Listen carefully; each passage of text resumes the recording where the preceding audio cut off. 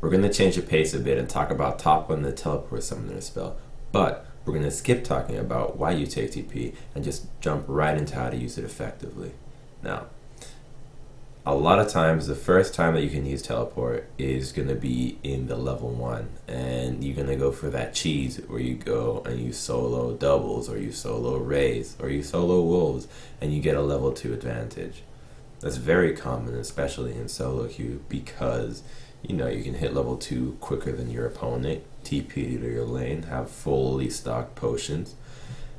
A risk that comes with that I see happen plenty, is that the top laners that do this feel like they're immortal. They have a really strong lead from the get-go on their opponents, but they have to realize that they don't have teleport, which means that if you die while you did that, where you cheesed and get your level 2 and went back to the lane, your death is going to be way more detrimental to you than if you did not go for that level 2, that quick level 2 jungling. Because what happens is that, let's say you die because you're feeling confident, you're pushing aggressive, you're pushing your level 2 lead, and their lane's pushing back towards you die, you're going to have to walk all the way back, which means that they can push that lane and deny you 1 wave, 2, maybe 3 if you're kind of a squishy champion that they can have an easy time denying. So you need to be very, very careful with that.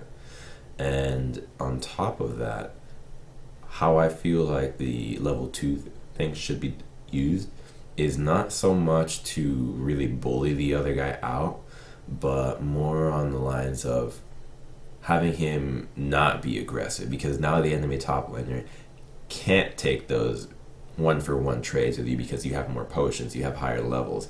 So it allows you to have a really safe farming lane. And I think that's what it should be used for. Like, just don't kind of press the advantage crazily, because it's one advantage, but it's not a really big one. It pretty much gives you the first 6 levels to free farm. That's pretty nice. Now just practice your last hitting, and you'll make really good use of it. Now, the most common place where you use teleport is going to be in the bottom lane. The reason why it's used in bottom lane and not mid lane is because, 1, mid lane champions are usually more slippery. 2, they also have a much shorter lane that has many different paths for escaping. And yeah, I guess that's really it. But for bottom lane, it's a long lane. It's got usually a lot of creeps to TP to that give you very different positions to teleport, unlike in mid lane where it's just kind of one place. Like in bottom lane, it kind of curves around because of the nature of the lane, so you can have a little bit of a better angle. There's likely to be wards and brushes, and there's a wall on the side. There's a lot of terrain in the bottom lane, on top of it being a long lane, on top of having a lot of champions with crowd control abilities, making bottom lane a really good place to teleport and turn something around. But a mistake that I see with that is that a fight happens, and then the fight is breaking out, the fight is almost over, and then you're teleporting down.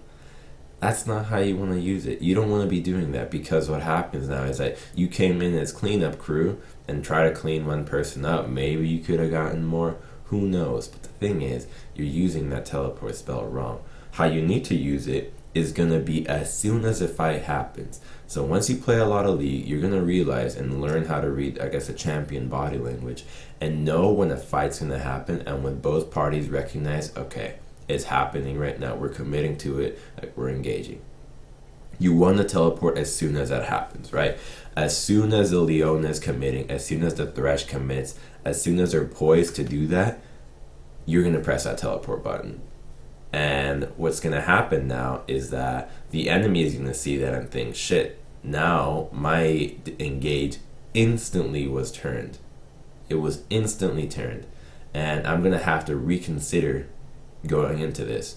And you can either follow the teleport, because a lot of times the junglers will be in that area as well, so it turns from a 2v2 into a very quick 4v4, or you just cancel it.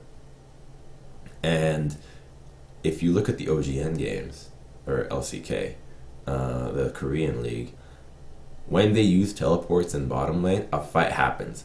both TPs happen instantly. Literally, Thresh hook lands, TPs, both TPs happen. And then the bottom lane decides, do we want to go in? Do we not? If they go in, then the teleports go through. So 4v4 bottom lane, or 3v3 or 4v4 if the junglers are there.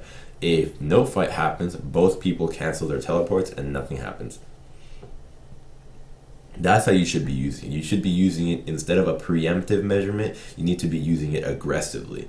And that's going to fall under the same category as to how I'm going to suggest to you to use the teleport as the game progresses. Now remember the previous point in bottom lane. You need to use it as soon as things happen. And a lot of times, honestly, if you have a champion that needs to get lead by themselves, and they can be really difficult for you to get that bottom lane gank off, just don't even TP. Just stay in your lane and take that advantage. Make sure that you communicate that with your team, and you know, hey, I want to be using the TP for my lane. If you're like a Jax or something like that, but it can be very beneficial. Like put the TP in a brush behind. That's also a really good one. But I was just bringing up the difficult example because anybody can figure that out, right? You can TP behind your enemy and get that one, but it's a lot harder to realize that. You should TP when the action's happening and give yourself a little bit of time to think if you should cancel it. And a lot of you might say, hey, well, I can't look at bottom lane and do my own at the same time. Well, you're going to have to learn.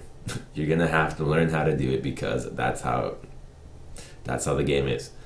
It's not that hard, honestly. If you look at the minimap, you can actually tell when people are getting in a close enough range to be trading.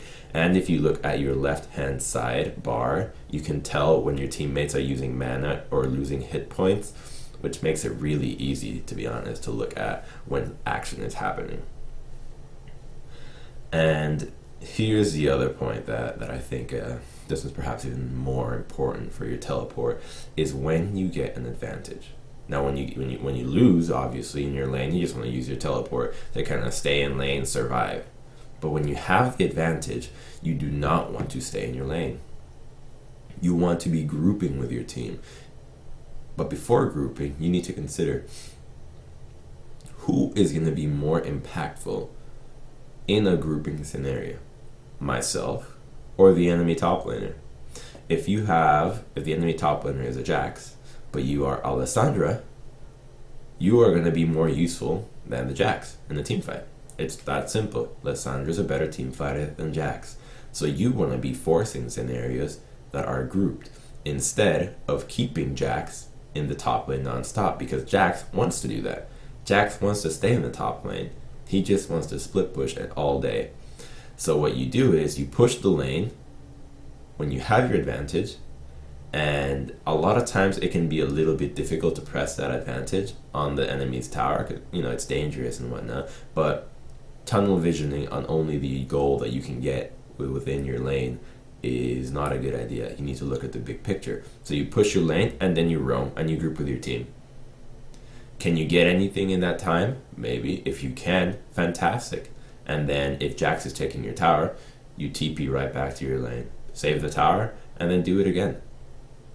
Instead, what I see a lot of people do, even in competitive games, people just kind of have an advantage in their lane and refuse to group and just kind of want to expand their advantage by punishing the enemy top laner, where the rewards of punishing the enemy top lane as opposed to punishing the remainder 4 enemies is not even close. It's massively different.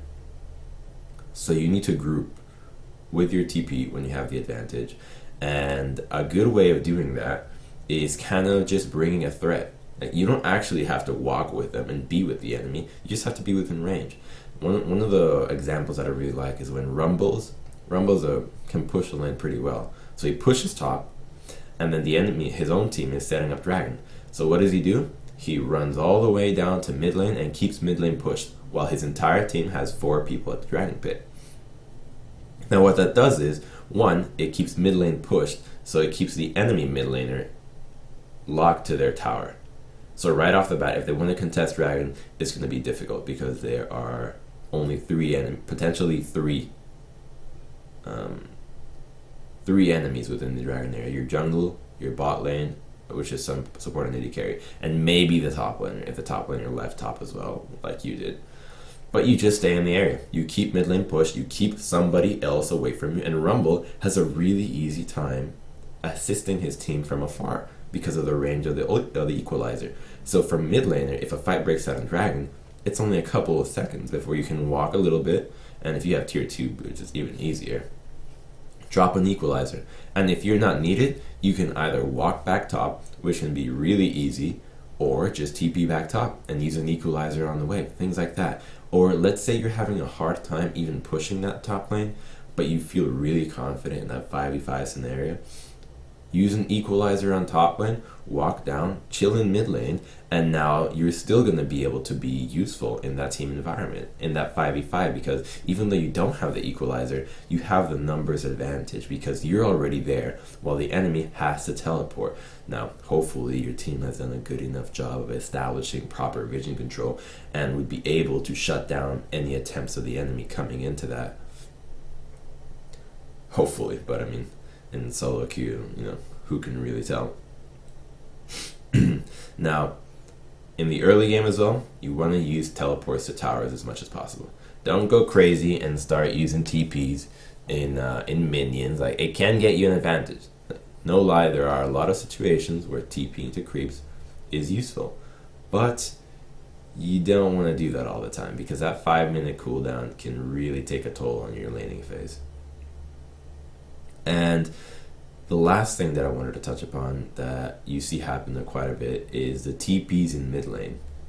Those are ones that I'm particularly not fond of because they can be really tough to get off, because mid laners are either super mobile or have a lot of summoner spells up. And since the lane is so short, as soon as they see the teleport go in, more likely than not, they can just escape. So be careful when you use your teleport in the mid lane, because you do not want to either appear there or lose your teleport for the half duration that the cancel gives it while your opponent does. And one last thing, I suppose, is that when you use your teleport, you want to use it as a flanking tool. Unless even if you're playing squishy champions, to be honest, it's almost always better to use it as a flanking method, where you have a positional advantage instead of just, oh, my teammate's here, I'm gonna TP right with my teammates in this kind of group like that. Well, that's pretty big. That's a pretty bad waste of it, to be honest. So you want to use it in situations that you want to get the party started. You're gonna be like the Rumble TPs. You TP onto 5 people, you drop an equalizer on yourself, and you hourglass, and then now you get the fight rolling. That's how you want to be using it, because that's the kind of champion that top lane is. Even if you're Lulu, be like TP right on them, use all your abilities, survive until your team gets there, and then now you got the thing started. Like, unless you're playing top lane Xerath, which, for God's sake, please don't play top lane Xerath with teleport. You should TP for a flank. And when you do that, though, I'm not sure if many people realize this, though, teleport shows up on the minimap and through Fog of War. Actually, I'm not so sure about the Fog of War, about the minimap, but it shows in Fog of War. You can see the little animation happening in the Fog of War, so you need to be very careful with that, because even though you might be thinking, oh, I'm going to be so clever and TP to this war that they don't have seen, they'll be able to know.